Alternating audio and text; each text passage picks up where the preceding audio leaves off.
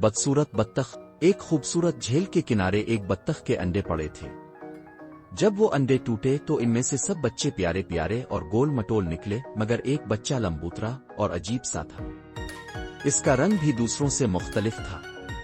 सब इसे देखकर हैरान थे। ये कौन सा मॉडल है? एक मुर्गाबी ने तंजिया पूछा। लगता है किसी और कंपनी का प्रोडक्ट है, एक और बत्तख ने कहकहा लगाया। बेचारी बत्तख का बच्चा उदास हो गया। जहां भी जाता सब उसका मजाक अलिफाड़ती। आखिर वो तंग आकर झील से निकलकर दूसरी तरफ चला गया।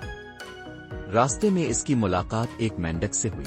अरे भाई, ये लंबूतरा चेहरा और अजीब पर कहां से आए?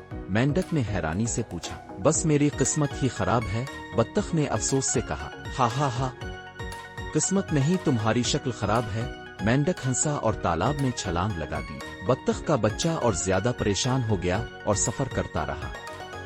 कुछ दिन गुजरे, सर्दियां आईं और वो अकेला एक झील के किनारे खड़ा था। अचानक इसने देखा कि कुछ खूबसूरत सफेद परिंदे पानी पर तैर रहे थे। उनके लंबे लंबे गर्दनें, चमकदार परों वाले जिस्म और शाहाना अंदाज ने बत्तख को हैरान कर दिया। काश में भी ऐसा होता, वो आह भरते हुए पानी में झांकने लगा। लेकिन जैसे ही इसने अपना अक्स देखा वो दंग रह गया। अरे, ये मैं हूं। अब वो बदसूरत बत्तख नहीं रहा था, बल्कि एक शानदार सफेद हंस बन चुका था।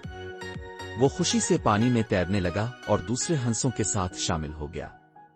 अब सब उसकी खूबसूरती के गिन गाने लगे और जो पहले इसका मजाक अलिफाड़ती थे वो हैरान खड़े थे। बत्तख यानी नए हंस ने मुस्करा कर सोचा, चिल्लू देर से ही सही, अब मेरी असल पहचान तो मिल गई।